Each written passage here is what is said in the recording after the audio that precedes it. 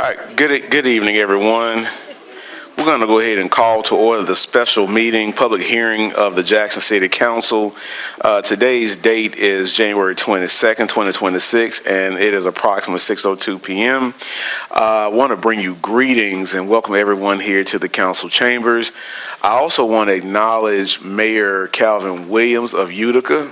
Say hello, Mayor. Are there any other elected officials in the room? All right, thank you. Having y'all here says a lot. It speaks volumes to this issue that seems to be growing in our city. We have our planning director here. We have Jackson Redevelopment Authority here and a lot of other stakeholder entities that we hope to hear from tonight. And we also have a public comment portion. We do have a pretty substantial agenda, but we're going to try to get through it as quickly as possible. Councilman Kevin Parkinson is going to facilitate the hearing tonight. And, you know, we're going to just see how things go, all right? If you do have your cell device, go ahead and silence it for us, please. And we're just gonna learn and get as much as we possibly can so that as a body, the council can take necessary steps to address this issue, all right? Mr. Parkinson. Thank you all very much. Thank you to all my council colleagues. Thank you to everyone on the mayor's team and many community members who helped to coordinate today's event. I want to give special appreciation to Ms. Esther Urbina, the Deputy Clerk for Ward 7, who did Herculean efforts to get today's event organized. So thank you. By way of a roadmap to understand where we're going tonight, today will be a story in 4 acts. First act will be about 5 to 10 minutes, and we'll hear from a couple community leaders who can speak on the importance of grocery stores.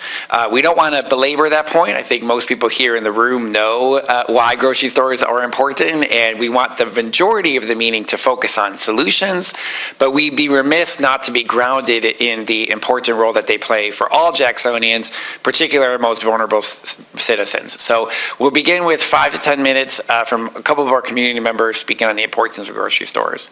Then we'll move into a panel about 20 to 40 minutes, and that panel will include grocery store owners, past, present, and future. We want to hear from people who had to make the really difficult decision to close a grocery store, to hear if there's anything that could have been done to prevent that from happening.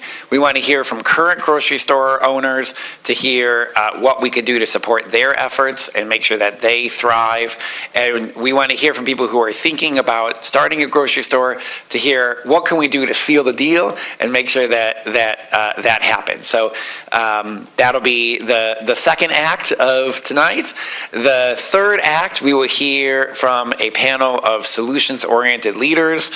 We will hear from our city's planning director. We will hear from the Greater Jackson Chamber Partners and the Jackson Redevelopment Authority. We may also be fortunate enough to hear from Mississippi House of Representatives member Robert L. Johnson III. He has recently introduced a bill this session that is designed to support grocery stores. Of course, he has a very, very busy schedule, so I'm not sure if he'll be able to come or not. But if he is able to stop by, we're obviously anxious to hear about the details of his bill and how that bill can support grocery stores. And so whenever he comes, we'll be sure to give him the floor. And then we'll close with public comment. Some individuals have signed up to speak on a variety of grocery store related items and share their perspectives as well. So without further ado, we'll begin by hearing from Dr. Scott Crawford and Monica Cannon Butler. Dr. Crawford is a resident of Fondren and also is a leader in the disability rights community, and will speak to what grocery stores mean to him and some of the issues impacted there. So without further ado, welcome Dr. Crawford. Thank you for being here this evening, and we turn the floor over to you. Thank you, ladies and gentlemen, council members, Councilman Parkinson. I really appreciate this opportunity. Mississippi remains one of the least healthy states in the union. Public health officials frequently cite diet as a principal factor in that. We all know the importance of fresh, healthy produce. So I won't belabor that here, but I do want to focus on I want to focus on the difficulty it is for many people in Jackson to access that kind of fresh produce, the fresh fruits and vegetables. I live with progressive multiple sclerosis, and like many in Jackson, I don't have access to a personal vehicle. I ride JTran for almost all my transportation needs, but fortunately, I'm very privileged to live right next to a grocery store and right next to a bus stop. Without those, I would be unable to live independently. I would not be able to live on my own. Many people in Jackson either cannot afford their own vehicles or don't have the ability to drive long distances. And here I'm referring to a lot of older adults. They don't want to drive to the suburbs to get groceries.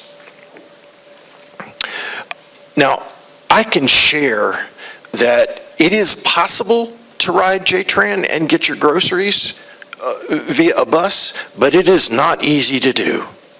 I do it myself.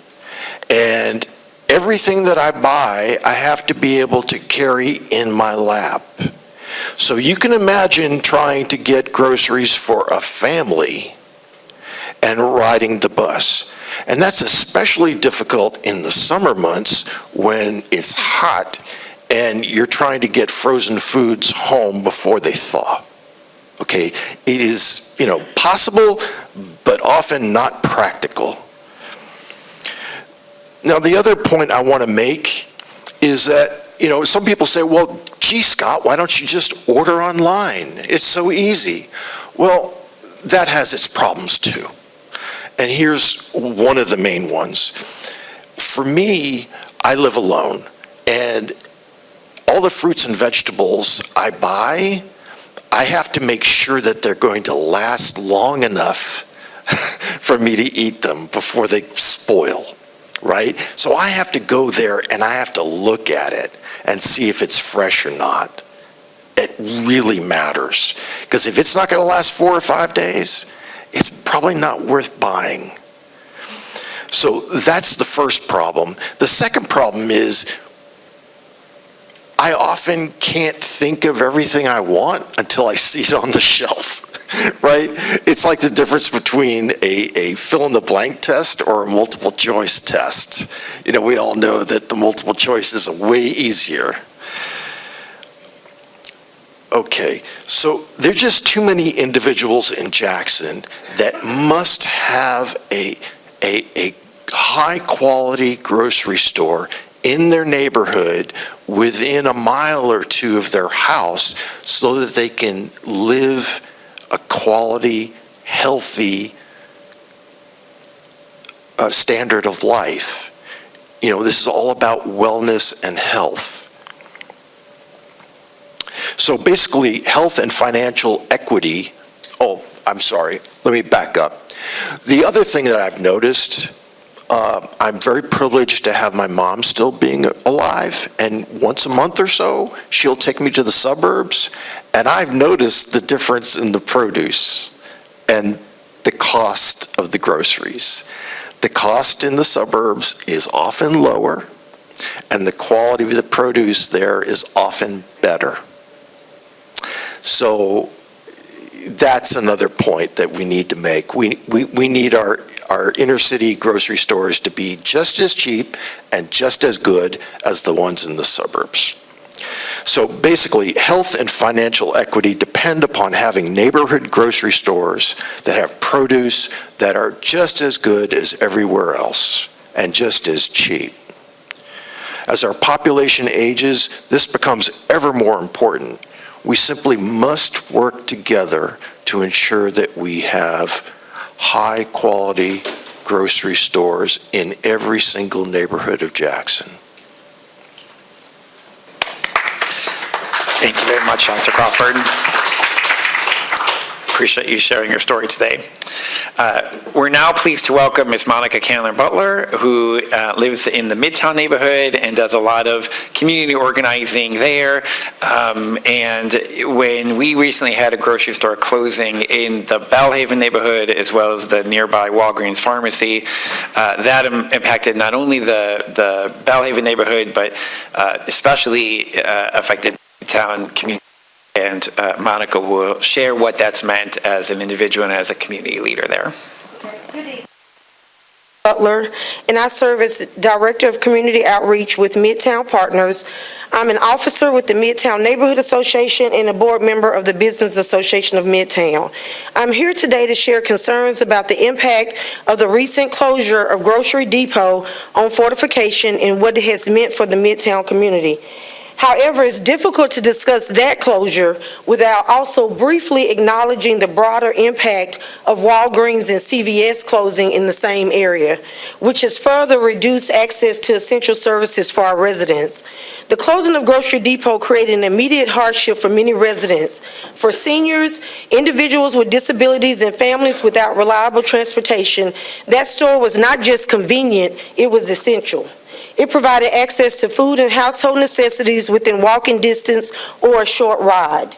Now, residents must travel farther to purchase groceries. For those without vehicles, this often means navigating multiple bus routes, paying for rides, or relying on others. For our elderly neighbors, this has been especially difficult. I work with the Meals with Wheels program, so we talk about this all the time. Many are paying higher fees for transportation or grocery pickup, and in some cases are being overcharged or gouged. These added costs reduce already limited incomes and force difficult choices between food, medication, and other necessities. This is what a food desert looks like, and its impact goes beyond access to groceries. Limited food access contributes to poor health outcomes, increased stress on families, and fewer opportunities to maintain healthy lifestyles. These closures also place added strain on caregivers and community-based organizations such as Magnolia Medical Foundation and Good Samaritan Center. They do incredible work, but they're already operating with limited resources and capacity. In addition, the loss of these stores has eliminated local employment opportunities. Many of the residents in Midtown worked at Grocery Depot and/or Walgreens. So grocery stores and pharmacies often provide accessible jobs for residents seeking flexible schedules or work close to home. Their closure removes an important source of income and economic stability for our community. The closure of Walgreens and CVS has been especially impactful.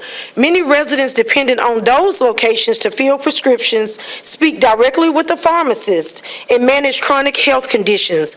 Now they must travel farther for medications, and when someone else picks up prescriptions on their behalf, important communication with pharmacists can be lost. I also want to express concern about the recent acquisition of Walgreens by Sycamore Partners and what that may mean for the remaining locations in our city. Corporate transitions often lead to additional closures or reduced services which affect communities like Midtown. So let's keep our eyes and ears open about these stores. In summary, Midtown is a strong and resilient community, but access to groceries, medications, and essential services should not be a barrier to quality of life. These are not luxuries, they are necessities.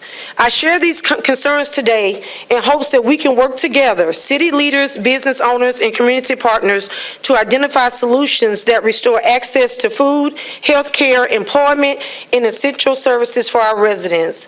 Thank you for your time and for your continued commitment to the Midtown community in the city of Jackson. Thank you. Thank you, Councilman. Thank you. Thank you very, very much. I appreciate both Scott and Monica giving voice to, we all know the importance of grocery stores, but hearing their testimonies and giving voice to that, I think, is important for us to hear. Colleagues, unless there's any questions for Scott and Monica, we can begin with hearing from our grocery store owners. So with that, I'd like to invite a few folks to the room. Any grocery store owners or operators are welcome to approach up here. I believe we have somebody from the Roberts Company. Is there somebody from the Roberts Company in the room? they may not have arrived yet. If they arrive, we'll be sure to welcome them to our panel. Is Mr. Victor Edwards here with Save a Lot? Thank you, Mr. Edwards. Welcome. I know I saw Roslyn. Is she in the room? You're welcome to come on up as well. And if there's any other grocery store owner, past, present, or future, we certainly welcome you to join us. And Mr. Edwards, if you'll grab one of those mics and press the green mark. Yep, there you go. And feel free to introduce yourself, tell us a little bit about your business, and then we'll have some questions on how we can best support you and the wonderful work that you do. My name is Victor Edwards. I've been an employee manager of Save a Lot for about 6 years. I used to run the one in Mr. Hartley's ward over on Ellis, but now I'm on Bailey Avenue, so, you know, that's about it. So you have a lot of experience as a current grocery store owner. Yeah, a little bit. Thank you so much. And sir, we'd love to have you introduce yourself and share a little bit about you. Sure. My name is Jason Brookins. I am a real estate development consultant. I've been working with Ms. Rawls on trying to recruit some grocers to the community after the recent closure of the Food Depot, and be more than happy to talk about that. Great. Well, colleagues, certainly feel free to jump in, but I guess I'll just start by saying, for those of us who are not in the grocery industry, can you give us a state of the industry? What is it like running a grocery store in 2026? Well, it's a grind. You know, it's hard to find good quality help, but, you know, I hear a lot from my customers about, you know, why we can't get this or why we can't get that, because we're a low volume grocery store. We don't carry all the things that like a Kroger carries, and they're also concerned about the crime in the area and the roads. That's all I hear when they come in. And I'd like to make a quick point about that as well. So I did a little bit of research. I'm not in the business, but Google can be quite helpful. So across the United States in 2024, the average size of a supermarket is 42,000 square feet, and each store can stock as many as 50,000 different products. Some of your smaller Whole Foods and Walmart neighborhood market stores can range in size from 15,000 to 37,000 square feet. So I think what we're seeing in the industry as a whole is that people are downsizing. They're not trying to carry as many products. But when you look at the entry into the industry, then what you'll find is that people really can't compete like your bigger operations. And the bigger operations, when they feel like that they have an issue or concern operating in a particular community, it's easy for them just to kind of leave out of that community. And then that leaves vacant buildings that typically can't be converted. Many of them have been, but it's difficult to convert those structures. Yeah, Mr. Edwards, good to see you again. All right. I've stopped by there plenty of times asking you, how is it going? Yeah. And I know it's a struggle day to day. What are some of the challenges you see in the Save a Lots? And I knew when you were over there on Ellis or Bobby Rush Boulevard, got problems with landlords. That's, is that one of the pressing problem? Because at that case, they didn't fix the parking lot and other issues. So yeah, that's the problem they have on Ellis. We don't have that problem on Bailey because the medical mall owns the area. So, and it's hard to get them to fix anything on Ellis Avenue. Okay. And with these new owners coming in, they're trying to keep the stores and keep from closing. So we should know something by February the 15th if they're going to take over, and we're hoping that they do. So. Is it a frequent changeover of ownerships? No, they're actually been trying to buy us for about 3 years now. Okay. You know, so, but they told us today they had 30 days to make a decision, so we should know by the 15th of February. So, I'm sorry, go ahead. Yeah, please. if you want to jump in, Councilwoman So Clay. based on what you're saying, it's a possibility that another store will be closing on the 15th? Well, we don't know. We're not sure. We're not sure if Ascend doesn't take us, or whether we're going to go back to corporate, or whether they're going to close. So we're not sure how long. We know Ascend has until the 15th to take it over. So Do you know any factors that are involved in making the decision? no, ma'am. They don't really tell us a whole lot. You know, we had a similar discussion, I think, years ago with the Ellis Avenue and different ownership coming When the first in. owner had it, and we were kind of empty on everything, that's when the Ascend came in, and they offered to run it to Right. see how it ran, so they could try to take it over, and they ended up filling the stores back up, so.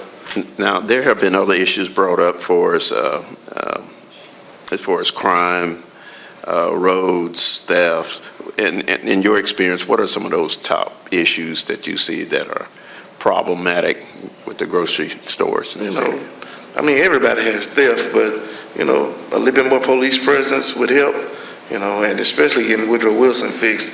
You know, I would love to see it fixed, because it's kind of bad trying to get over there to Bailey Avenue. Okay, what about theft, vandalism?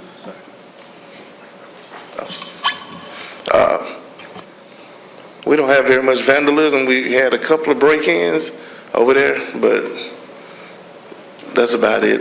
And the theft, like I said, everybody has theft, so we don't pretty much worry about that, so.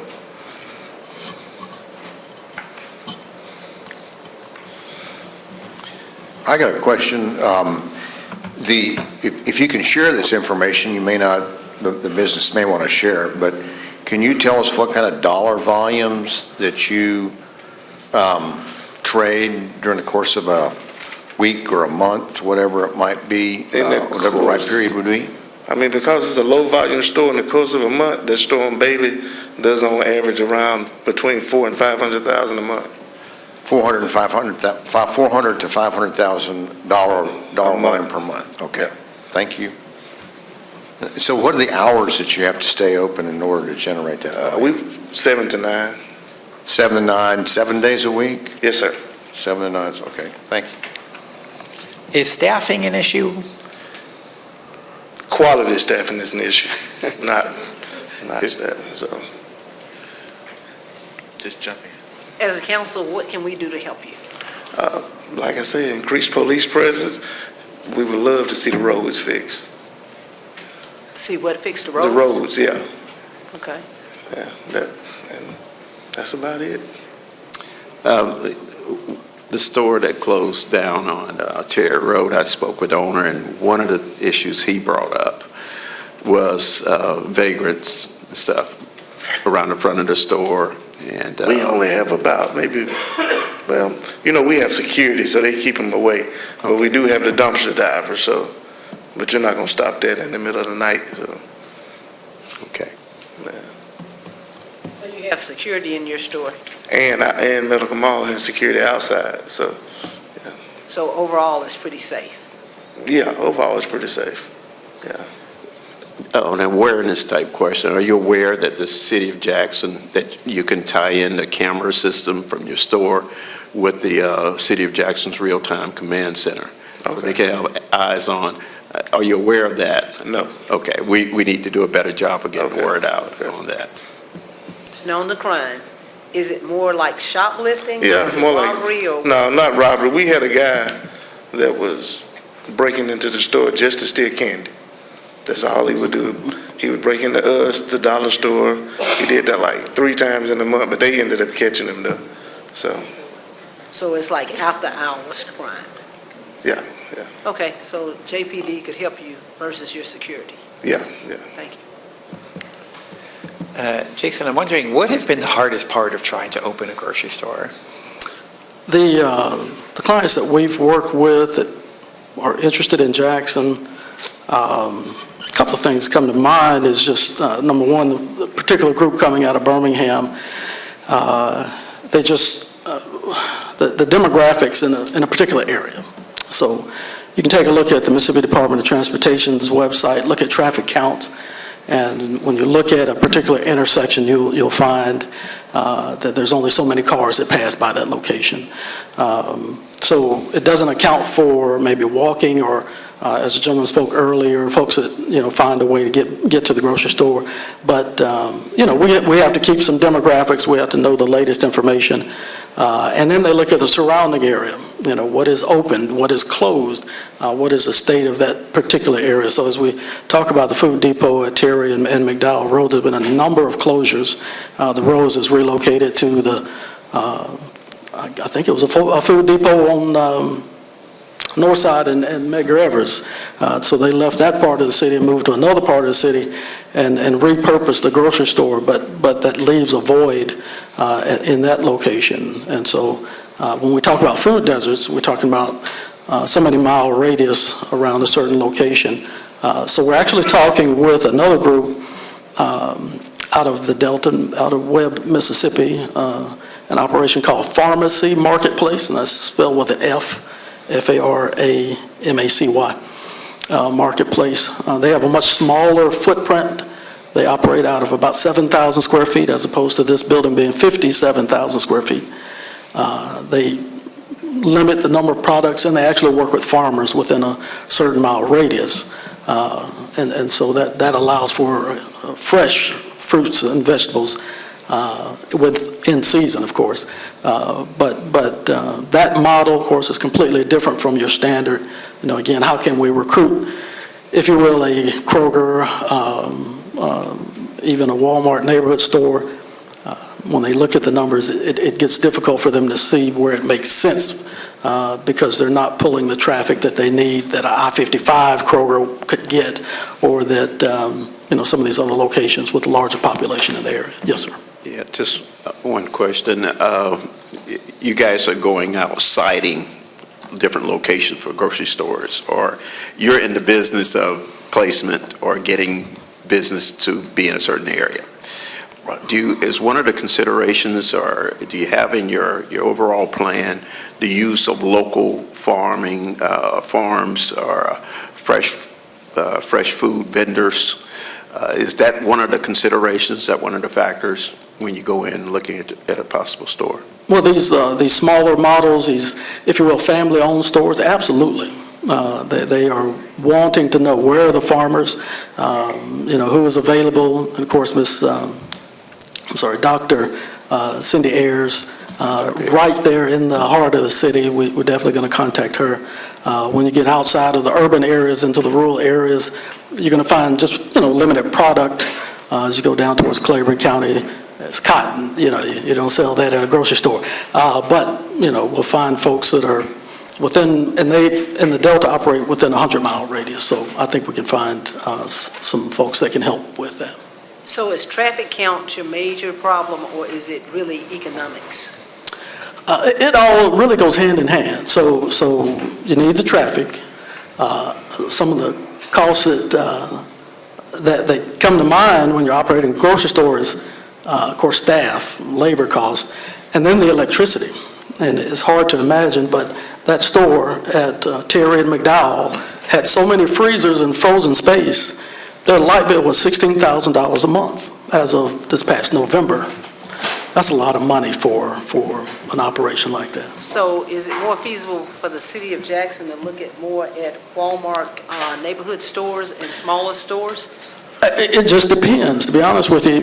Again, there are family-owned operations. The McDades have been in Jackson. The Ramies and other parts of the state are opportunities. We're even looking at a city-owned grocery store model where I had an opportunity to speak with Mayor Horn. He was talking about, I think it wasn't Philadelphia, Cleveland, Ohio. And they have multiple city-owned grocery stores. Now, that model can be flexible. It can be just that the city owns the structure, and that way your grocer can kind of limit some of his costs by not having to pay tax. He pays rent, but he doesn't have to pay taxes on that property. But that may work, may not work. It just depends. In all honesty, it's going to take a while. We're going to have to find somebody that really is a fit for South Jackson. Because when you look at that as a food desert, the folks that live there, again, if they have vehicles, And there was one lady on the news, when the media picked up on the story, said she'd have to drive either to Pearl or to Byram, which of course is outside the city of Jackson, which means your tax dollars are not being maintained right here in the city to get her groceries. But, whatever we can provide in a smaller footprint to 10, 15,000 people, that model is the one that really needs to be one that we go after, and maybe not a Walmart, just because they're going to be looking for the 30, 40, 50,000 number of people that can easily access their store. Have you actually gotten all the requirements from all of those smaller stores and what they require in terms of opening a store? No, not at this time. Okay, I mean, we've looked at it, and I think we as a city may, or as a council, that may need to be our homework, to look Yeah. at what is required and actually present to one of these companies what we have and what we can offer and how we can be supplemented. Because it's not so much foot traffic No. as it's going to be economics. That's right. And they have to really be willing to buy into it. And we can also look at co-ops, et cetera, for stores. Because looking at South Jackson, we're looking more at an economic situation Right. than foot traffic. Because if a store is there, you're going to have the foot traffic. They're going to come. Absolutely. So we need to look at what we can do to get stores. And we need to redirect our thoughts on what we're trying to do. We want people to come in, we want stores, et cetera, but we may have to, as a city, reach out and do something creative and think outside the box as to how the city can open a store, the people in the communities and the churches, et cetera. I agree with you 100%. Have y'all took a look at Terry Road and Cooper Road? So Where the old yes, Krogers have closed down at? yes, and that building is even bigger than the Food Depot. It's about 61,000 square feet. Some of them can be retrofit to something else. From North Jackson and South Jackson, the old Jitney Premier is now a storage facility. The Roses, that used to be a Food Depot. There are a number of stores that have been, even New Horizon Churches, where Sack and Save used to be.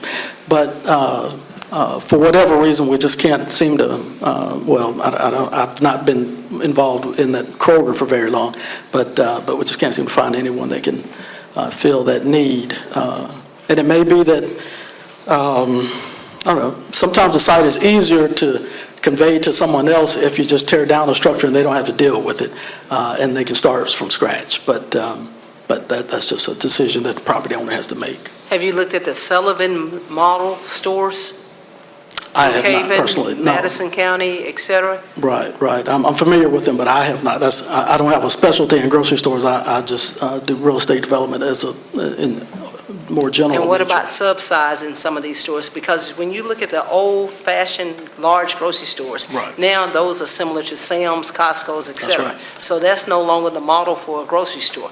You look at home food, Fresh Market, Right, you look at those stores, they are not mega stores. right. So the trend is away from mega stores. Oh, absolutely. And so existing buildings may be good if they're subdivided, but not in terms of trying to open a warehouse-type store.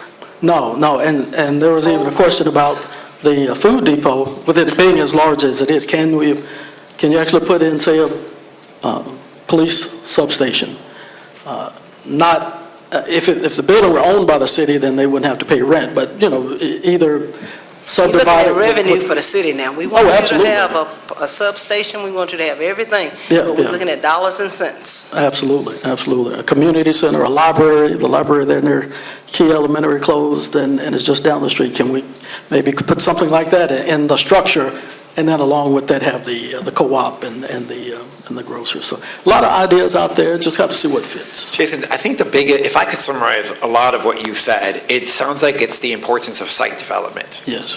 and having ready-to-go places so that when you find the business model that works, whether you're looking for the big, huge mega warehouse, which isn't likely, or the smaller, more compact stores, having a place ready to go is an advantage. Oh, absolutely. And again, as we were talking about, if you will, incentives, there are typically incentives for industrial development for your large employers, but even at the neighborhood level, if there are CDBG dollars, if there are potentially, some bonds that could be issued to fill some gap funding or something like that. It would always help. I'm really glad that you brought up that point because I represent part of Northwest Jackson. I also live in Northwest Jackson, but I also represent part of Southwest Jackson. Growing up, North Side Drive was packed with grocery stores. Now there's nothing. Raymond Road, before you get to 18, there was a grocery store there, a couple of them there. But again, there's nothing.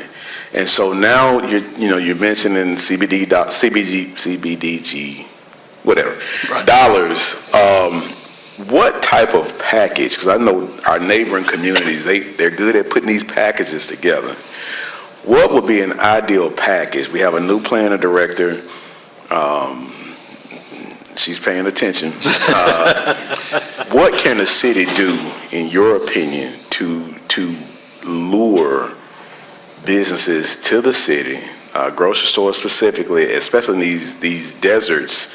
You have strong middle-class neighborhoods. You have people of all socioeconomic backgrounds. These are main thoroughfares. You have bus shelters along these routes. People really need access to food and other services. And so what, in your mind, would be the ideal package? And I'm going to say this, too. Before this administration came in, I was working with one of the prior planning directors, and she was like, well, I got some money, I'm going to pave the parking lot. This was where the food depot was. Because they did ask for Precinct 3 to put a substation there. We were working on that. But then, of course, Roses moved in, and I haven't been in there, and I kind of, I hear a lot, the seniors love Roses, but we need a grocery store. And I also know, Dollar General has a small marketplace in some communities. There are a lot of different options out there. But back to my question, what do you think would be the ideal package that the city can work to put together to lure these businesses into the city?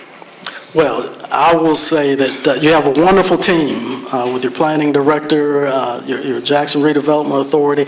They can put those packages together. I'm going to make them do some work. No, I can't answer all of those questions. There are standard things that they can do. We can't do everything, but, tax incentives are available to who they're available for.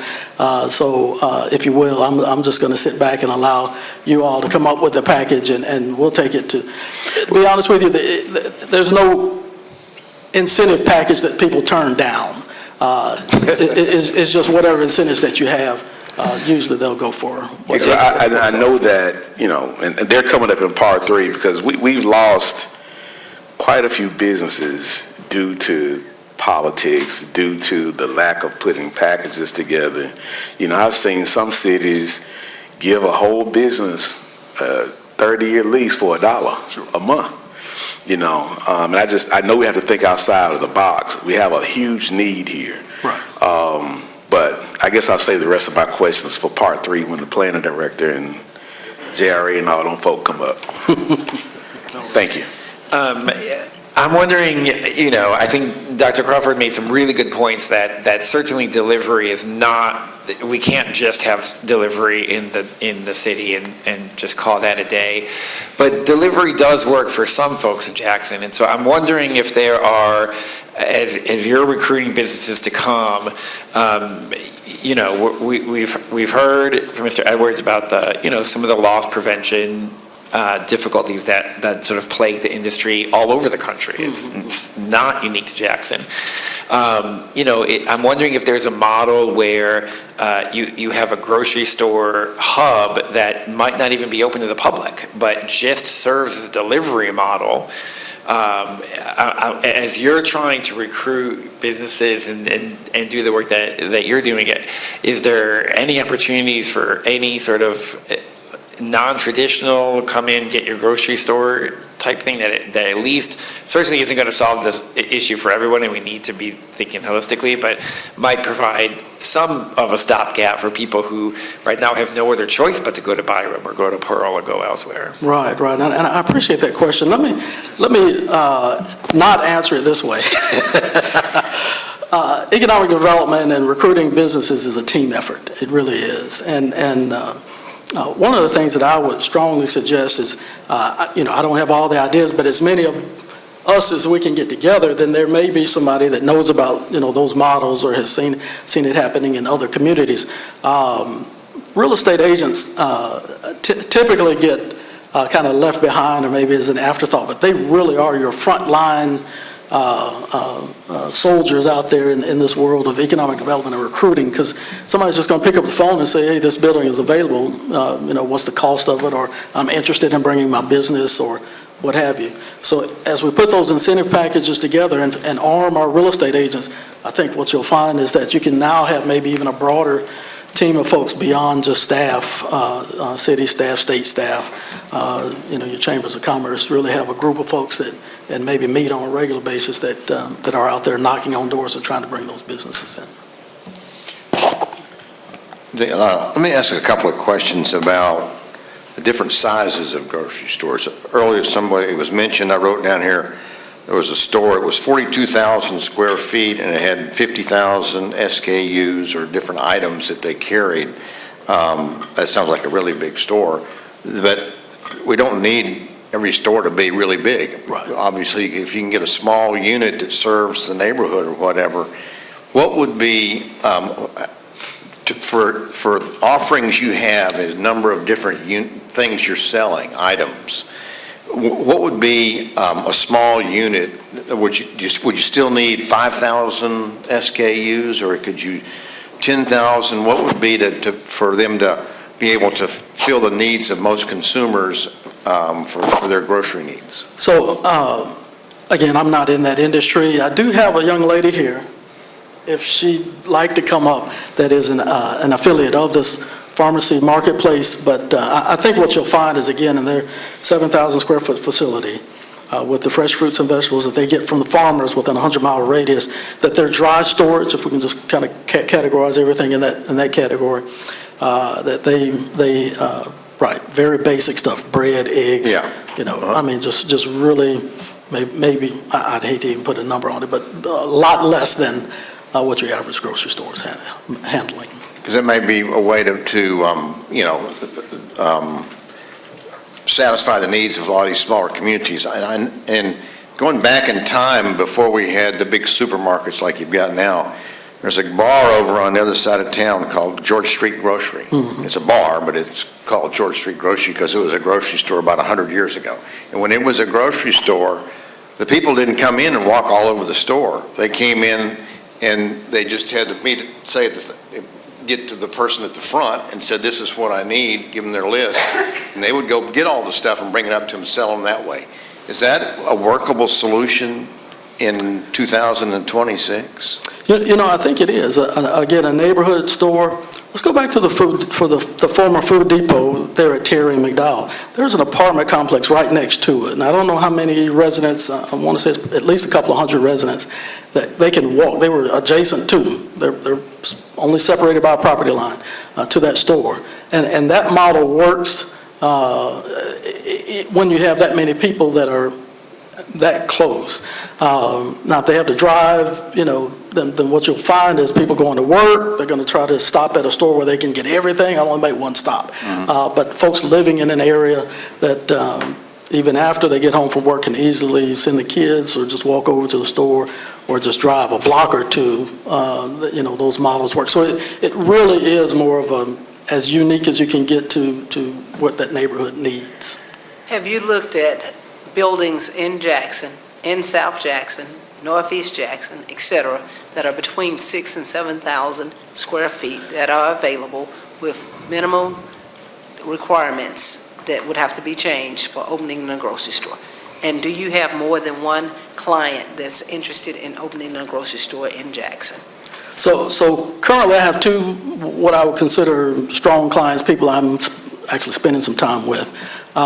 Again, I work with all kinds of developments, typically housing, actually. So this is, I won't say new, but this is something that I kind of took on because of some phone calls that were made when the Food Depot closed. So I have thought about available buildings that I'm aware of.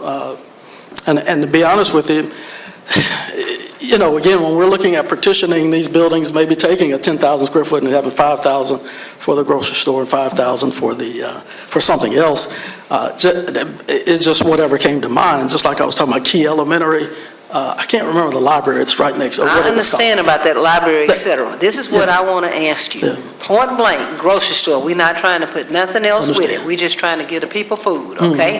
Have you looked at any building, 6,000 to 7,000 square feet in South Jackson, that your developers can go in and put a grocery store in instantly and have a small market? Goodness. No, I haven't. I don't think there's anything where you can instantly go in, not that's ready today. To follow up, what are your priorities in determining, the success? What are your priorities going into an area? So again, I work in real estate, so I'm helping. I'm helping the city, I'm helping whomever. It's not, I don't have a priority to that, in my mind, I wouldn't structure it that way. I would just say whoever we can help as we're working with our clients to find the best location. But right, if we can't find the grocery store for these two grocers that fits their model, it's likely that will just fizzle out. Okay, well, we interested in them, but what is their requirements? And How so- many square feet? And so I think our next steps, if maybe that's what we're looking for, our next steps would be for my clients to speak with your economic development folks. But answer the question, how many square feet are they looking for? Because you're beating around, we want you to develop No, a grocery I- store, but at the same time, we don't want you to tell us we got to have a library or we got to have something that's going to give you a tax deduction to be there. We want you to give us a standalone grocery store. What is your client looking for? Do they want a standalone grocery store? Or are they trying to get something where they're going to put a whole bunch of things in here and we're going to have a community service? I think what we'll have to find is there'll probably have to be a structure built. Have to be what? To build a structure. I don't think that, just the time I've spent looking around South Jackson, I don't think there's anything that they can move into right now. And even if it's a storefront, I don't think there's anything that. But what are they looking for? Right, Are they right. looking for So- 7,000 square feet, Right. 50,000, or what? Are they trying to take, you're looking at an existing store. We know that store has some major problems, okay? Right. So we want to know what they want. Absolutely. So I don't have all their criteria here with me, but I think that what you'd find is between 7,000 and 15,000 square feet, How many? 7,000 to 15,000 square feet. Okay, so something much smaller than that Much store that's smaller than what's existing. available. If I could ask this question to the two of you.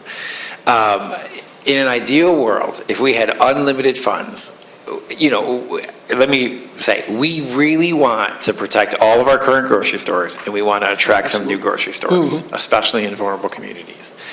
If we had an unlimited budget, we would prioritize paving all the roads around grocery stores. We would have extra police patrol at the grocery stores. We would have tax packages the size of the room. There's a lot that we would do. When you think about what will keep grocery stores open, or what would help your clients seal the deal, we heard about site development, which I think is a really good point. We can't control macroeconomic trends. We don't control the interest rates. We don't control some of those things. But if there's one thing that the city could do that would better help your store, or maybe even, it sounds like you're hoping for a corporate buyout. If there's one thing that you could go tell these folks who are thinking about buying the store and tell them, hey, the city's willing to pave the roads, or the city's willing to put a police camera there, or the city is planning to do whatever. If there's something that, we'll talk about tax, whatever it is, if there's something that you can go tell those folks that have them say, well, let's do it, let's make this happen, or if there's something that you can offer the two clients that you're talking about, what is the best prioritized way that we can use limited funds to support our current and future grocery stores? You can tell us, and we welcome your client, but we want to hear from you because we want to keep you. Yeah, so we're always trying to increase foot traffic, always trying to keep, so we can keep the prices down. So, and with theft, of course they're going to raise prices the more the theft. So if we could, get a little bit more police presence, make it a little safer, we can keep the prices down, so that would help. We want to help you, we want to welcome you, but we want to keep you, and we want on the 15th be saying, hey, we keeping our grocery store. Well, they say there's a pretty good chance that they're going to take over, so you know, we're not too worried. So, they've been dealing with them for 3 years now, so. I have a question for you as well, operation-wise. I just want to make sure we take this off the table. As far as what I can understand, having personnel and manpower, that's pretty much not an issue. No. Okay. No. So that's one thing that, and I've seen these grocery stores, I've seen a lot of the folks, they work there for years. So having the people is not a problem, to work. Any other issues, though? How do we increase that foot traffic? Do we need to put, do we make sure that there are bus stops near the stores? Or just how do we do that? I mean, that would help. I mean, even if you just had events around the store, anything like that in the area. Anytime there's something happening over by Mayor Evers, anything, our store is always really, really busy. So, you know, even the St. Patrick's Day Parade, we're super busy. Football games, we're always busy. So anything you can have around the store, that always helps. Let me ask you this. Now, you know, you and I, we go back a few years at the other place, but is there a clear line with the city? If you as a manager thought, hey, there's an issue, there's I mean, other than me coming over there looking for my bananas and stuff, and I run into you, hey, man, how's it going here? Is there a clear line of understanding that you know that you can call the city up for a response, or who would you reach out to? No. Okay, so we need to work on that. We need to work on that. Okay.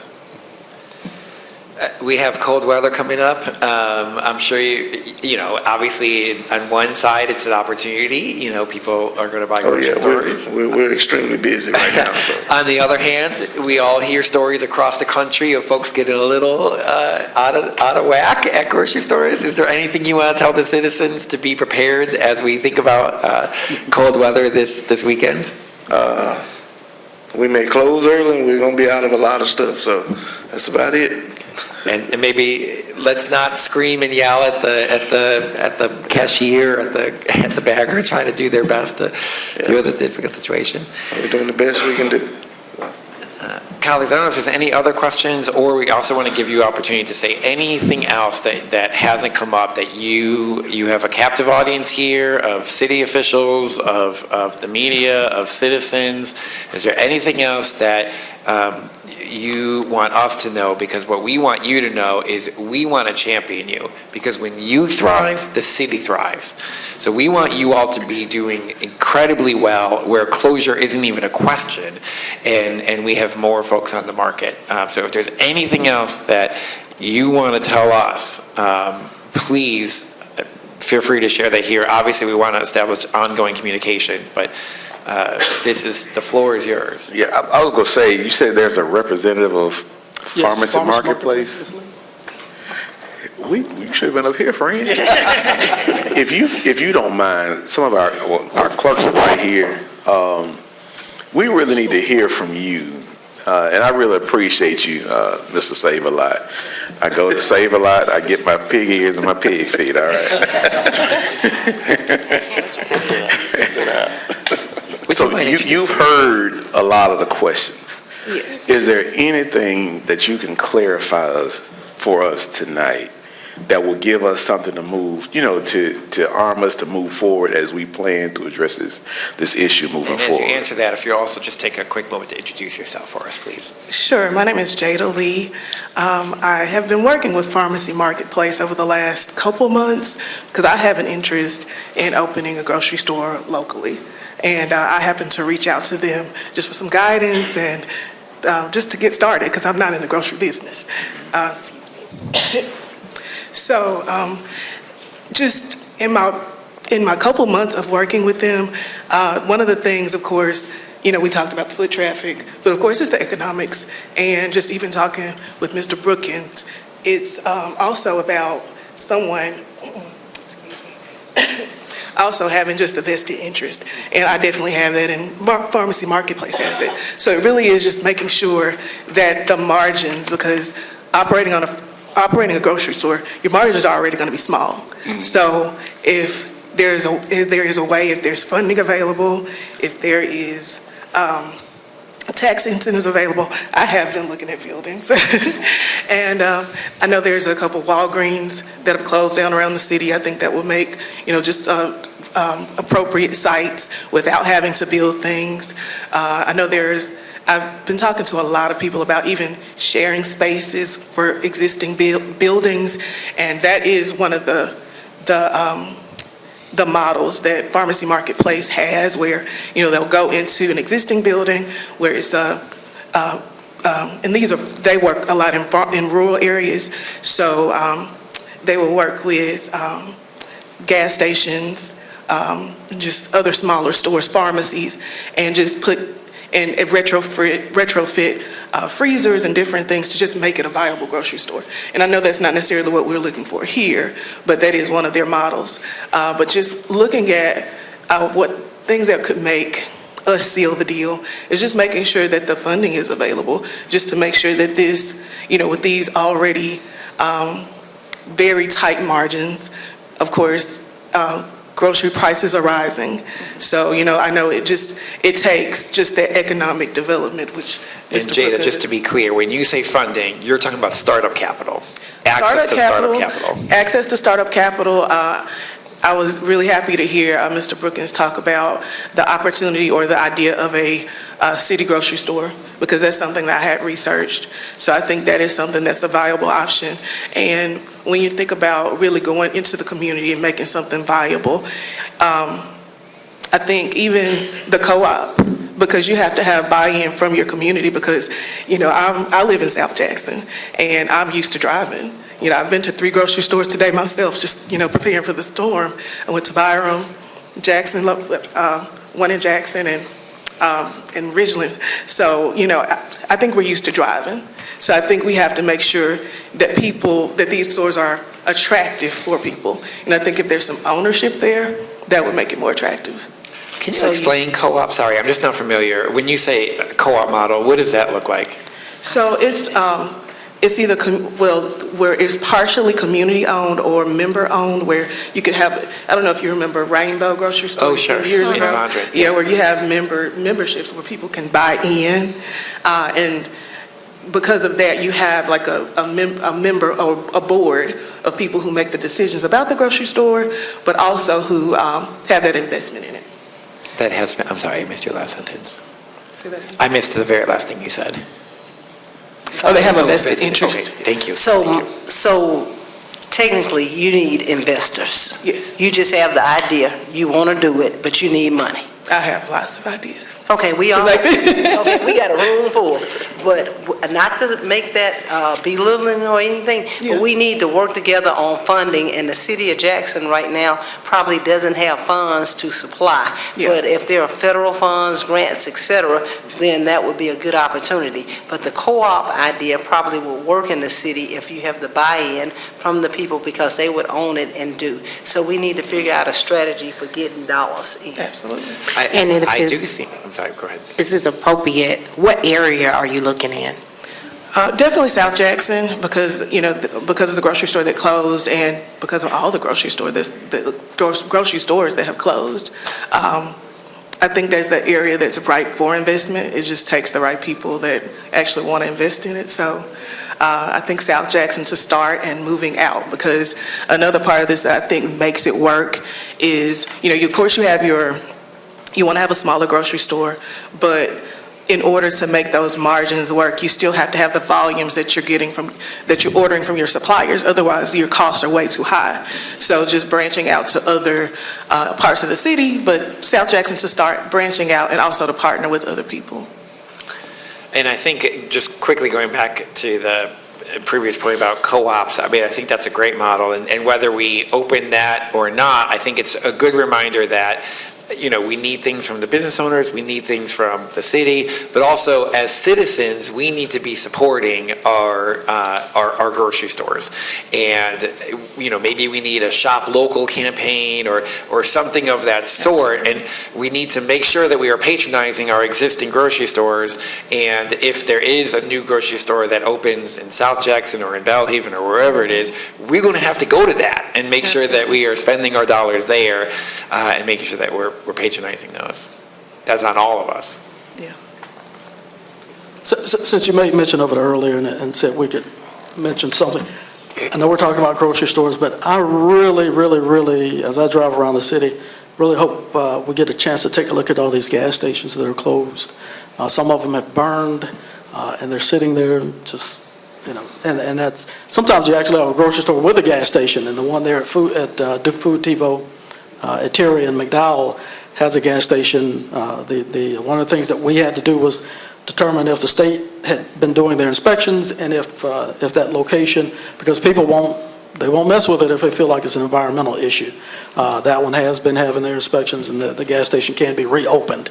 However, when you look at a gas station, it's closed, you just have no idea. Do you want to go through the trouble of trying to find out? And a lot of times people just move on to the next thing, and that's something we need to really try to get a handle on, because it's blight that we don't, people are just afraid of.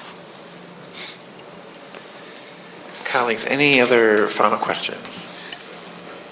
Not really a question, but a comment. I see where we desperately need to be reaching out to these stores. I mean, it was very hard when I talked to the owner of the store at Food Depot, and he said he was going to move out. And then some of the folks that worked there came to me and said, hey, look, we're going to lose our job. See if you can save us the job. And the creation of these food deserts is a disaster for a lot of these folks. So one of the things that I'm taking back is we need stronger communication between the city and the stores. Also, I'd like to get my neighborhood associations involved. Have them to have you as a guest, or maybe a quarterly meeting with the grocery stores in that area, so you can understand, that bigger picture of neighborhood and community building, and it's critical. And please reach out if there's any issues. Your city is listening. There's lots of things y'all could have been doing tonight, and we greatly appreciate y'all coming and sharing your expertise. It helps us tremendously, so thank you to the three of you. Thank you. All right, and I think we are very excited to welcome our next group. So we have Ms. Angela Brown, who serves as our city's planning director for, how long has it been? About a month. A few weeks. We're glad that you're here. We also have Jeff Rent. He is president, CEO, executive director, of the Greater Jackson Chamber Partners. And we have Dr. Christopher Pike, who serves as the Jackson Redevelopment Authority leader of that group, and we're excited to have the three of you. Initially, I believe there was someone who may come from the Hinds County Economic Development Authority. Is there anyone here from that group? Wonderful. Okay. I think my first question for the three of y'all, if you could just introduce yourself, explain what your department or what your organization does, and any initial reflections that you're taking from hearing from our grocery store owners or our concerned citizens that spoke earlier.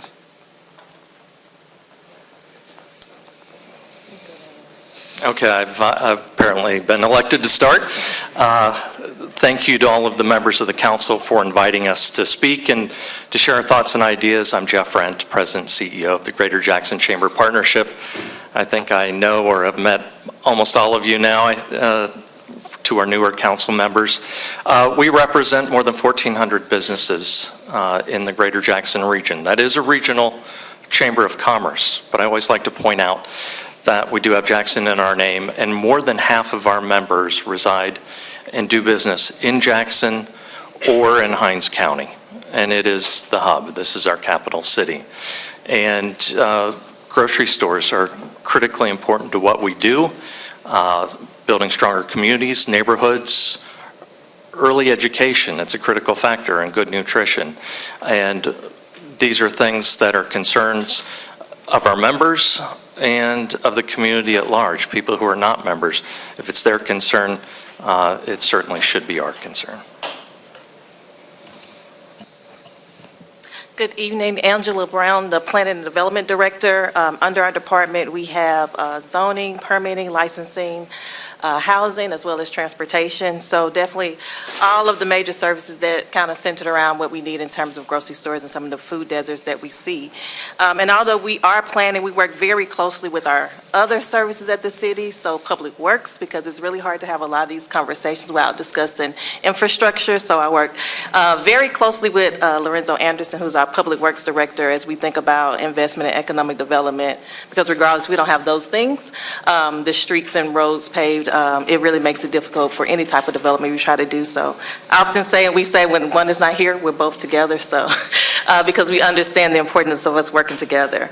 And with that, some of the things that I took away as the discussion happened are also some of the things that we're working on purposely internally, and how do we do better a job of having some of those site-ready developments. I think Councilwoman Clay is probably my new best friend. Funding is very important for us. We talk about this consistently. How do we have site-ready properties that are ready to go? And we do need funding to be able to acquire some of these developments, so sites, so that when we have developers come in and like, can we have a city-owned property that makes it a lot cheaper for them to start those developments. Being able to clear some of the land, we do spend a lot on demos through our code services work, and so having more dollars for those demos and to get some reimbursements for that. Again, so we have some of these site-ready properties. And then how do we get to fast track some of our permitting processes? We know if we don't have funding, can we cut down some of the process that makes it a lot easier for them to come in? And we're looking right now and working to revamp that process that we have. So when we do have developers that are coming in, we have a quick track for them to work through to make it much easier to come into our city. The other things we want to do, one of the things we do want to keep our current companies here, our current small businesses. And so how do we, we're looking to develop a business retention office. There is really focused to have different touch points with our current businesses at different points, whether we have a council or their surveys or just calls to make sure that we understand their needs, ways that we can keep them here.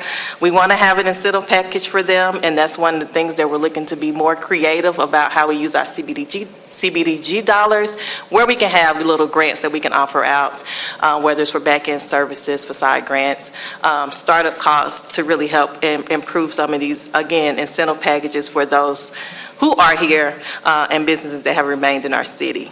And then really working with our partners, the chambers, JRA, our county partners, so that as we go out to lobby, that we have one plan, that we're all working together, and we have the same agenda that we're trying to push to really help improve our area to get more development here. And so those are some of the things that I took away. And I heard a lot that we need more people, more traffic. And so looking at ways to creatively have different housing products, new housing opportunities here to try to attract people back to our city. And so I know as a city, there's a lot we can be working on that we're trying to do to get in place very quickly in my few weeks here to really make sure that we are a city that's open and welcome for these types of developments. Well, good. Well, good evening, Council. Thank you for the opportunity and the invitation to be here with you this evening, rather. I am Christopher Pike with the Jackson Redevelopment Authority. We specialize in trying to bring new investment and attract business attraction into urban renewal zones that are throughout the city of Jackson. It's a very unique discussion for us because we are actively in the process of recruiting a grocery store, specifically to the Ferris Street district. So we've had a lot of very nuts and bolts discussions with a particular chain that we're trying to bring. And so we've learned a lot through that process. And I think there's two challenges for grocery store operators that I think that we need to look at. One is obviously the upfront costs of getting construction, the renovation, that part, which is a challenge, but I think is a more manageable piece. The other issue that they have is the longevity of revenue collection. And so it's one thing to get a grocery store up and running. It's another thing for it to be sustainable for 5, 10, 15 years. And I think those are two different discussions and two different incentives that we need to look to try to address. While I can't, because we're under an NDA, can't discuss the actual company we're trying to recruit, some of the things that they ask us was was, they need a cap on their per square footage of rental space. So they can only absorb if they have, and the other thing that I think is important, they have a model that goes into like a Walgreens. So when you're thinking about how much square footage, these are smaller retail. They're not interested in looking at the old Krogers, the big box stores. Those are just too big a footprint for them.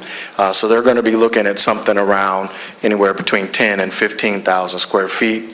They carry about 15,000 SKUs, which your bigger stores are going to carry around 40 or 50,000 SKUs. But they do carry national brands, and they do carry a discount store brand that is just branded for their particular retail establishment. But the challenge that they have is, they want to cap the per rent. So again, there's a subsidy. So if you're looking at like an old Walgreens, most of those locations still have current leases on them that are somewhere around $15 to $20 a square foot. Well, they need to be somewhere under 10, which is not what the market, the market is above 10, but because their profit margins are so small on a grocery store, they have to be able to cap that to be able to be profitable. The other thing that, they discussed with us as an option is about being able to retain part of the sales tax, so a sales tax rebate. If you think about it, very similar to what we do in the state of Mississippi with the tourism rebate. We allow tourism industries as an incentive to retain part of their sales tax over a certain amount of time as an incentive to be able to come to the community or to build in the city or the state. So a similar model would be very beneficial to a retailer, a grocery retailer, because there's very small revenue margins on food. The gentleman before said $500,000. That is not a lot of money. We think it's a lot of money, but when you think about it, I got to stock shelves every month. I got to pay a $15,000 utility bill every month. I got to pay insurance. I got to pay employees. $500,000 is not a lot of money. And so they have very small profit. And that's going to be the biggest challenge that you're going to see is we can address getting them a pot of money to get up and running, but then get them the incentives that they need to be able to stay open, I think are the challenges.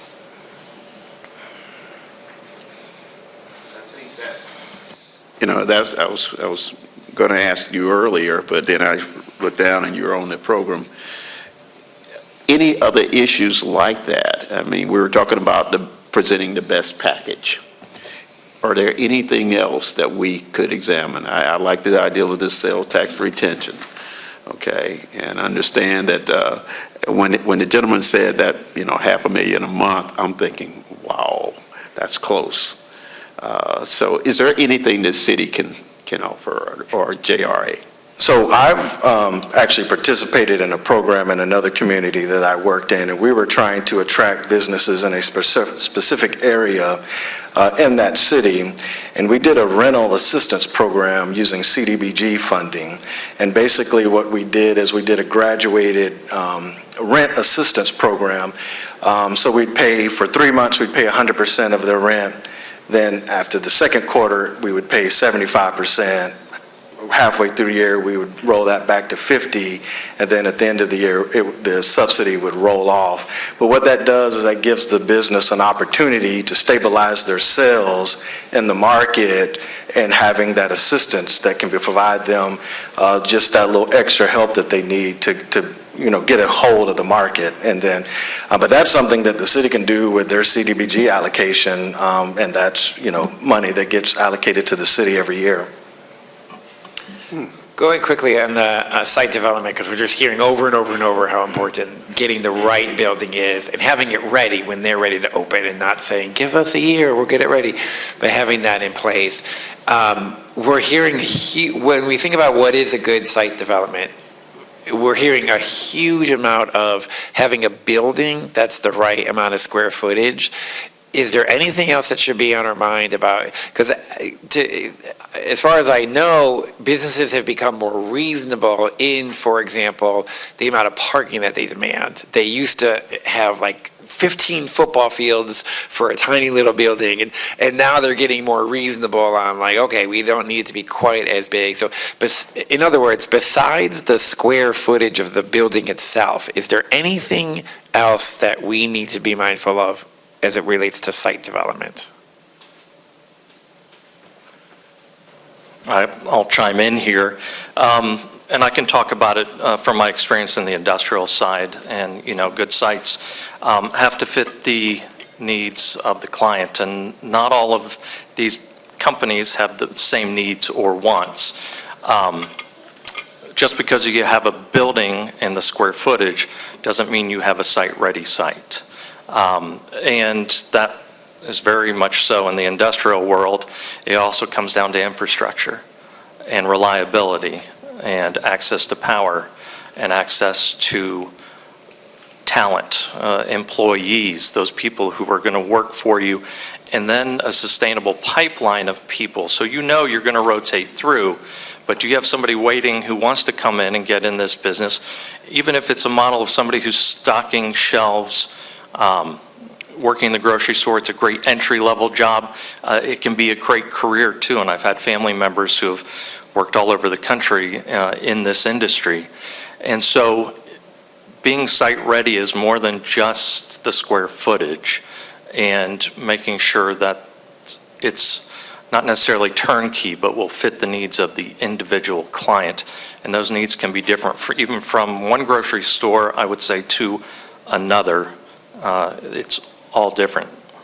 And do the chains typically publish this information somewhere that we could, so before we go and reach out to a place, can we get a sense of what they're looking for? And then we target that specific place and say, hey, we've seen you're looking for this specifications. We have 3 buildings right now that meet your specifications. We'd love to come show them to you. Are those available? Because to your point, we're not going to have one site that's universally good for any grocery store ever. They all have slight tweaks and turns, but is this information publicly available, or at least somehow we can get access to it? In our current development discussions that we have with developers, it has not been. Each conversation has been unique. And so we usually try to have pre-meetings, like we have met with Mr. Brookings' group once, right, and had some initial discussions about what they want to do, and then we go back and kind of explore what kind of properties we do have available. I will say a lot of our properties are not like locally owned, so acquisition of these properties are really difficult as well, and so how do we navigate some of those things so they can actually acquire them? It's also a very lengthy process. And so the city being able to come in and try to help with that, looking at land banking and other opportunities that we have, a list of properties that might be available is also another benefit, but I haven't seen anywhere that they've been publicly available.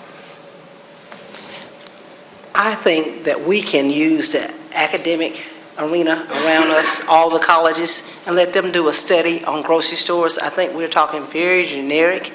I think there's a lot of information out there about grocery stores and what they all need, how many parking spaces, et cetera. So I think we know that we need the grocery store, and I know that we need to do some work other than just talking generically about it. And we know our interest right now is in South Jackson, helping them to get a grocery store.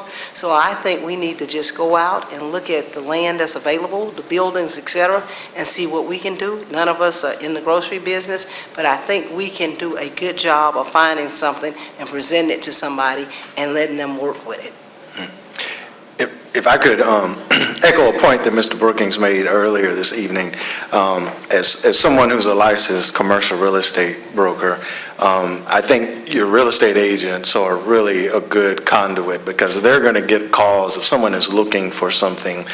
They also know how to get access to information that the general public can't get access to. And I think one of the things that I've seen communities do is having like a broker reception, where you bring in the commercial brokers in the community and say, hey, this is the city's goals, objectives, this is what we're trying to do. How can we partner with you to bring some of these deals and get these deals closed? The city's willing to provide some certain incentives to be able to do that. Then let that real estate agent go out and recruit somebody on your behalf. And that's a force multiplier, right? That gets other folks out doing the heavy work for you. We're happy to have that, but we do not want a consultant for the city of Jackson that we have to pay to do anything trying to recruit a grocery store with our current financial situation. Definitely understand. Real estate agents get paid off commission from the person who owns the property, so.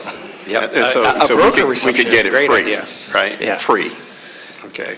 I think the opposite of that is that we identify some parameters that we have that we can start selling around and promoting on our website and other ways to try to attract people to see, and companies that are looking while they're doing their research and having some of those things available. Mr. Foote, do you have a point? Good. Thank you, and appreciate y'all being here today.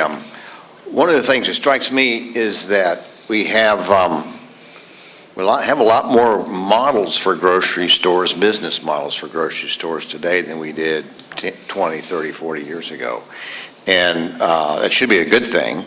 We still have a challenge we confront, but it's important that we define the problem the correct way. If you define the problem as people having access to groceries, then the grocery delivery is one way to attack that and one way to help those people get access to groceries. But obviously, we also want successful grocery stores. And we need to look and find different models that might be work for the best for some particular neighborhoods. Ward 1 is fortunate to have a big Kroger that I think it probably sells as much groceries as anybody. And then we've also got a high-end grocery store, Whole Foods, that is Ward 1. And we've also got a corner grocery store, the Corner Market grocery store. So we're very, very fortunate to have those. And then people also in Ward 1 can order groceries delivered to them. So that's a good thing. But in the meantime, one of the dilemmas we face is that if more and more people take delivery of groceries from Walmart, whoever's delivering them, that makes it harder for another grocery store to start up because they're competing with somebody who's already in place delivering groceries to a particular part of the town. But I do think it's important that we make sure and define the problem correctly. And it's not just a real estate problem. Real estate's part of the solution. And we want to find the right mix and also be aware of all the other options that are out there for the citizens and for the city. Thank you. Dr. Pike, please correct me on the details, but did you not offer a cohort-based class? Was that for people who were interested in business development, who were thinking about starting their businesses? Can you refresh me on what that program is, and is there a way to do a version of that specifically targeting anyone who might be interested in starting a grocery store and training them up on what would be needed to do that? Well, first, let me say I appreciate the honorary terminal degree that you gave. Is that a false honorary? It's no doctors, but I appreciate that. Foreshadowing, there you go. So we partnered with the city, actually. We partnered with the Angela's department, if you will, and co-hosted a developers academy that we are still working with some of those folks that graduated from that program. And there were some grocery store concepts that came out of that developers academy. This question could be for anybody that have an answer. You know, we have in some pockets of the city, we have some declining conditions, have loss of residents, we have sometimes blighted conditions. Have anyone looked at any type of models around the country that a particular type grocery delivery system would thrive in those conditions or could be successful at least? So they're in our process of trying to recruit a retailer, specifically to Ferris Street. There are some models in Atlanta that are totally automated. And so it's like a massive vending machine, and you go and you select the food and it spits it out. It's very interesting. It is an autonomous grocery store. You'd be surprised of the amount of products that come out of this thing. But that is an opportunity, I think, to look at a different business model. It does have a lot of lower overhead because they have staff that stocks the machine, obviously, but they don't have cashiers, things of that nature. They're not worrying about shrinkage from people stealing because obviously you got to pay for the vending machine. There's 2 or 3 locations in Atlanta. We didn't have success with getting them to engage with us, but there are different business models that I think that will help address a lot of those. How do we look at it from a different standpoint? Even the communities that are suffering somewhat. Yeah, the thing that I think makes it unique is you can pretty much set them up anywhere. They do go in bricks and mortar, but it's like you take the storefront, and the storefront then becomes like a massive vending machine. And yet, Councilman Hartley, we've seen such a shift in our economy to a subscription-based economy, and you also have to think of it generationally, to your point, that our, emerging workforce, young graduates, now that's what they want, is the convenience, whether it's getting fast food and having it delivered to their home. And so it's a model that has to be embraced up to a certain point. And probably for a city the size of Jackson needs to be centrally located. But at the end of the day, these are all for-profit businesses. And so back to Mr. Pikes, I'm going to call you doctor now. Yes. Point earlier that getting them started, I don't think, is the hardest part. Recruiting definitely is, but that sustainability of that 10 to 15 years, because they're in it to make money for most of the scenarios we have discussed here today, and they're looking at their profitability, which means that they will be able to maintain operations, continue to make improvements to those operations, upgrades, and so really need to look at this from both sides. I've heard a few more of the non-traditional or non-profit models, and I'm a big fan of those as well, and trying to find that I don't think there's a silver bullet for any of this, that it's not a one-size-fits-all. It's whether you have bodegas downtown or in neighborhoods, small neighborhood grocery stores that you see in larger urban areas is certainly one option. Not a perfect solution for anything, but having that access and convenience, because I still like to go out and lay eyes on the food and make my decision there. Absolutely. And yet I know people who don't want to set foot in there and they want to order it and have it delivered. I'm probably going to get a lot of hits for this, but at one of the business schools that I taught at years ago, we actually studied the Walmart model and the Target model and other models, and consumerism has come to the point where it's been held in a chokehold by convenience. The Walmarts, the Super Kmarts, the American Fairs that once stood, those are the reasons why we're in this place now. And we have to be intentional about shopping locally and making sure that we are patronizing those businesses in our communities. Stop going to the suburbs and spending your money. Research shows, people say Target is high. You really only saving on average 2 cents between Walmart and Target. And you can go right over there to Kroger and get pretty much the same thing, or the corner markets, or anybody else. And so, that's my message to us as consumers. We need to be more mindful in terms of spending our monies in our communities. Let's keep Target in Ward 2.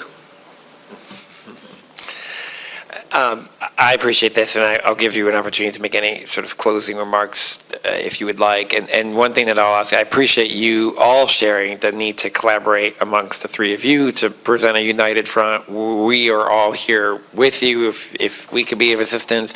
Then I also just encourage you to connect with neighborhood leaders who are very anxious for grocery stores in their neighborhoods and will happily go with you on any prospect meeting or anything of the sort to reiterate their support as well. And a lot of these neighborhood leaders also have really, really, really good contexts for the types of stores that would do well in their particular neighborhoods and can share that insight with potential people who are interested in doing this. So I I thank you so much. I'm not sure if there's anything else, or Mr. Taberson, I certainly don't want to keep you. I just got one more point. You know, this is a room full of smart people. If Jackson doesn't have something, buy it online. We get the bulk of that use tax. The use tax goes into our infrastructure. We can improve our communities with that. Don't go to the suburbs and spend your money. Buy it online, have it delivered, or you can buy it online and go pick it up in the suburbs. But shop online so that we can get that money to help improve our communities, and we can all watch it grow together. Thank you. Again, I really appreciate your time for being here this evening. Is there anything else that y'all would like to say as we begin to turn to public comment?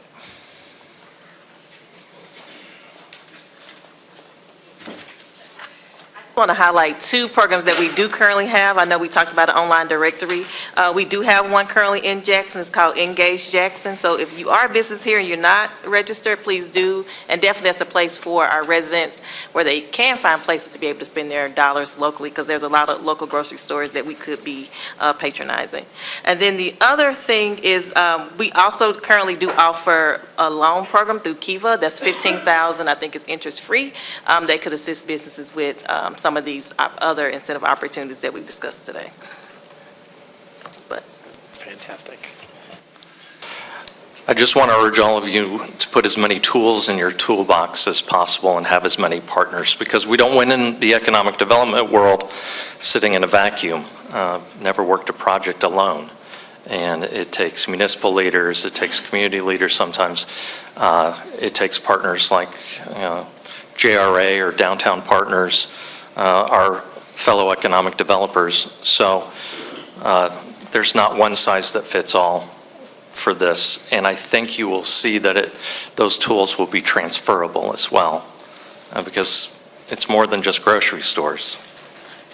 Thank you.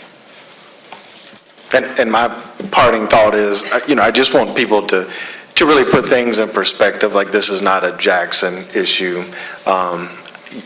City of Atlanta has just opened 2 City of Atlanta-owned grocery stores because they have the exact same problem. So it's not just, Jackson is an outlier. This is a systemic problem across the country. But I think that with any problem, if we all work together, I've never seen a community not succeed. So I think you all really having this meeting tonight to bring voice to the challenges, I think is important. And y'all definitely should be commended for bringing this dialogue to the forefront. So thank you. Well, we thank you for being a part of it. Thank you very much. Thank you. Okay, we have a few folks who were interested in signing up for public comment. We will use the standard public comment rules. We will ask that you please keep your public comment to 3 minutes. If you'll come introduce yourself and then give your remarks. At the 2.5-minute mark, we will present you with a yellow flag to help you know that your time is winding down.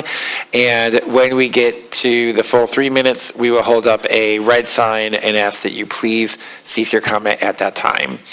I have a list here, and we'll begin with, is Rashad Gray in here? Awesome, Rashad, we'd love to hear from you.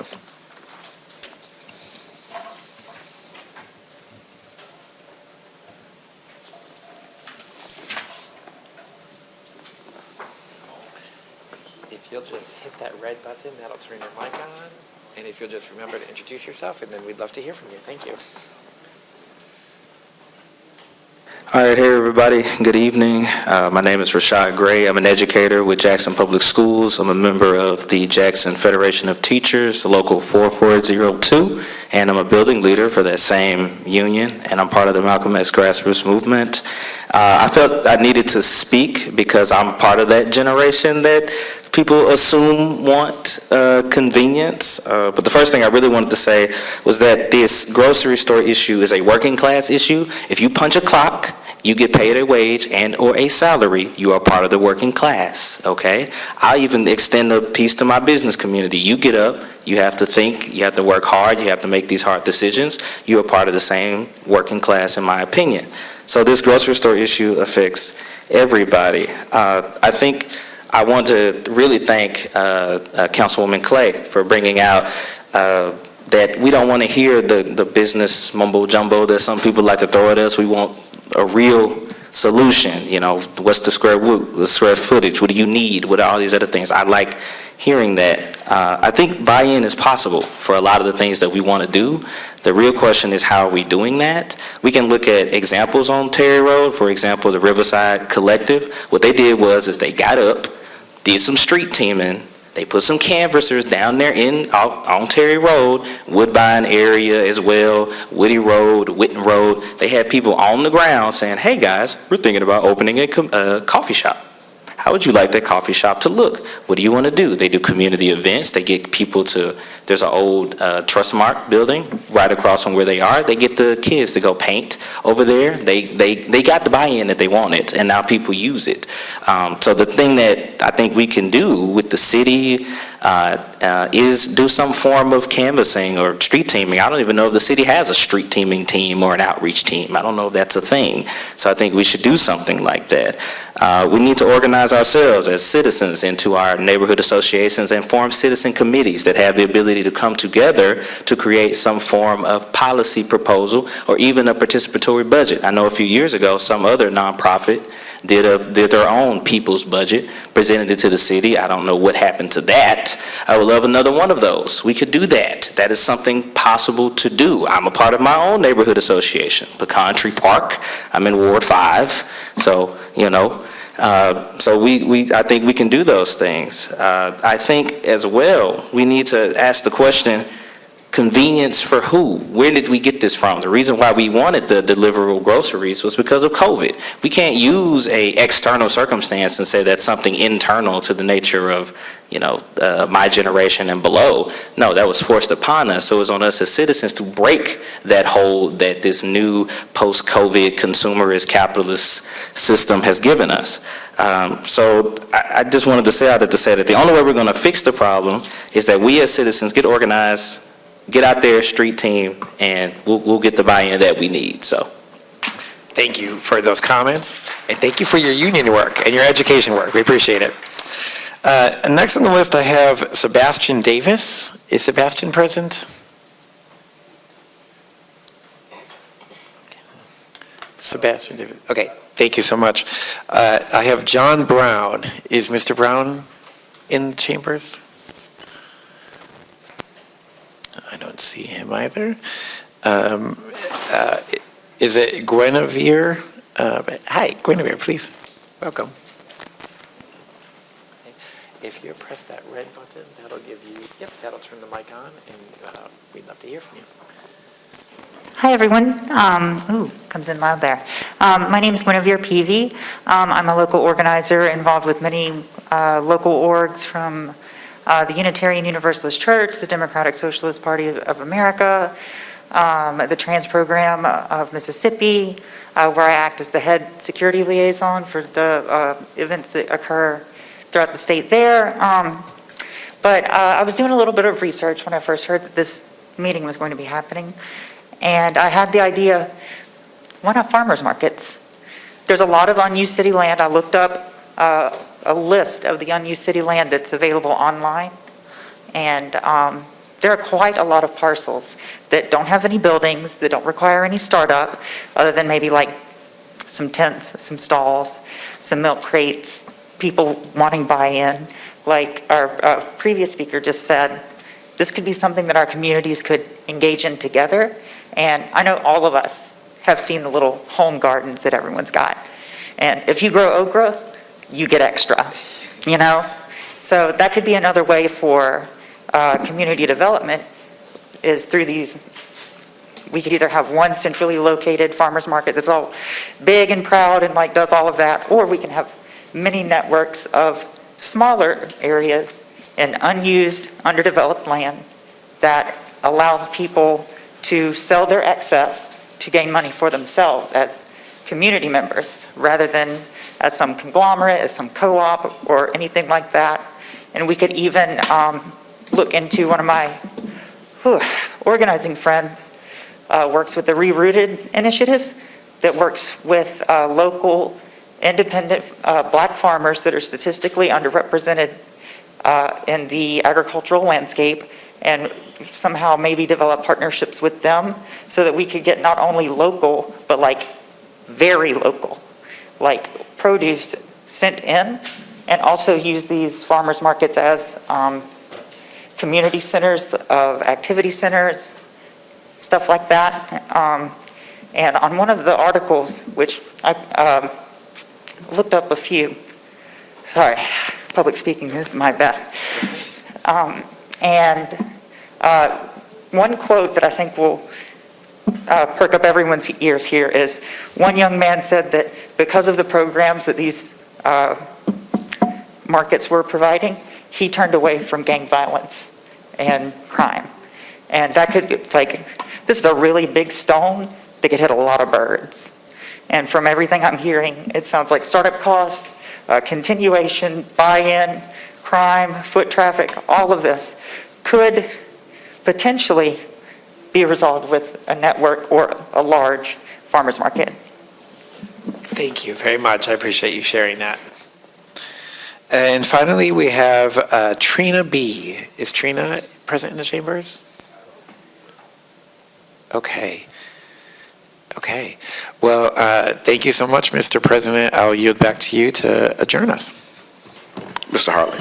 Yeah, I just wanted to take a moment and just thank my colleague, Mr. Kevin Parkinson, for pulling all this together, and a very, very vital topic for our city. We are very concerned, and I think going forward we'll be better for the information that came out of this meeting. Thank you, Mr. Parkinson. Thank you, Mr. Hartley, and I echo that, Mr. Parkinson, Esther, y'all did a great job pulling this together, and I provided a little advisement, but you really did a good job, and honestly, I would really like to see this continue, maybe quarterly, as we're, making efforts with the administration to kind of see how we can, improve these conditions. I know we have a couple of neighborhood presidents here, and maybe next time we could put them on a panel because they represent, constituents also. And so again, colleagues, are there any closing comments, anything that you would like to share? Ms. Clay? I would like to share that one of our city investors, entrepreneurs, Godwin Duffy, died this week, and his funeral will be on the 30th. And Mr. Duffy really poured into the city of Jackson in the Bailey Avenue area, and we just want to keep his family in prayer. All right, thank you. All right, is there anything else to come before this body? Thank you all for taking time out of your busy schedules to attend, and we look forward to seeing you all at the next one, okay? All right, we're adjourned.